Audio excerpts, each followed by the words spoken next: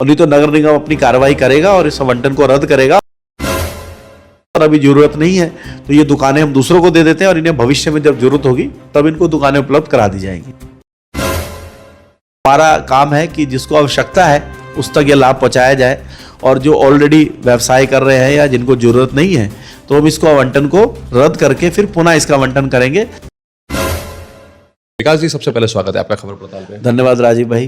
विकास जी, लगातार आंदोलन हुए, प्रदर्शन हुए, आश्वासन मिला, सीएम साहब ने हरी झंडी दी, आपका प्रयास था, आप महापौर बने और उसके बाद दुकानें मिल गई। 6 महीने का लगभग वक्त हो चुका है, लेकिन राम मनोहर लोहिया के जो उजड़े व्यापारी थे वो वहाँ बसने को तैयार नहीं है, कारोबार करने को तैयार नहीं है, जिसके वजह से कहीं ना कहीं जो फल ठेली व्यवसायी थे उनको भी नुकसान वहाँ पर हो रहा है। राजीव भाई, अभी मेरी भी जानकारी में आया था कि बहुत सारे व्यापारियों ने अपनी दुकानें खोली नहीं हैं और हमने इसके लिए बहुत संघर्ष भी किया, लड़ाई भी लड़ी इनको ये दुकानें दिलवाने के लिए, और लगातार हमने इस पर प्रयास किए थे और इसको लास्ट में माननीय मुख्यमंत्री जी ने इसको एक तरह से इनको ये सौगात दी थी। तो हमने अब नगर निगम के माध्यम से इन सबको नोटिस भेजने की तैयारी की है। एक नोटिस हमारी तरफ से जा चुका है।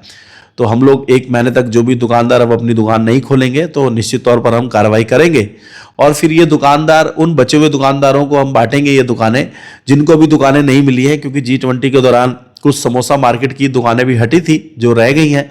हमारा काम है कि जिसको आवश्यकता है उस तक ये लाभ पहुंचाया जाए और जो ऑलरेडी व्यवसाय कर रहे हैं या जिनको जरूरत नहीं है तो हम इसको आवंटन को रद्द करके फिर पुनः इसका आवंटन करेंगे। ऐसी हमने इसकी रणनीति बनाई है। विकास जी, आपको लगता नहीं रुद्रपुर के लगभग जितने अधिकतर व्यापारी हैं राम मनोहर लोहिया के, वो लगभग अलग अलग क्षेत्रों में अपना व्यापार कर रहे हैं? किसी ने 2-2 दुकानें खोल रखी रेडीमेड की, किसी की 4-4 मोबाइलें हैं, मोबाइल की दुकानें हैं। तमाम लोग अपना कारोबार कर रहे हैं, लेकिन इन दुकानों में जहां कारोबार शुरू होना चाहिए था जिससे अन्य लोगों को भी लाभ मिलता, इस लाभ की ओर कहीं कोई जो है गंभीर होता हुआ या सोचता हुआ दिखाई नहीं दे रहा है। बिल्कुल, मैं कहता हूं कि बिजनेस बढ़ाना चाहिए, मुझे कोई समस्या नहीं है, 4 की 6 दुकानें करें, हमें कोई दिक्कत नहीं है। लेकिन जब आपको यहाँ दुकान दी गई है, ये वेंडिंग जोन में पहले से ही निर्धारित थी, सारी शर्तें, हर चीज़ उसमें तय है। आप इसे सबलेट नहीं कर सकते हैं, आप दूसरे को नहीं दे सकते हैं। और ये दुकान के अंदर हमने 3 महीने का लगभग किराया भी इनको माफ़ कर रखा था। हमने लगातार इनको विद्युत भी दी, लाइट भी दी, सारी सुविधाएं भी दी हैं, और उसके बाद भी अगर ये काम नहीं कर रहे हैं तो कहीं ना कहीं ये लापरवाही है। और एक बार हम पुनः प्रयास कर रहे हैं और नहीं तो नगर निगम अपनी कार्रवाई करेगा और इस आवंटन को रद्द करेगा। और हमने उन सारी चीज़ों को, हमने अपने जो इनके साथ एक इकरार किया है, जो हमने समझौता बनाया MOU, उसमें सारी शर्तें नगर निगम की लिखी हुई हैं।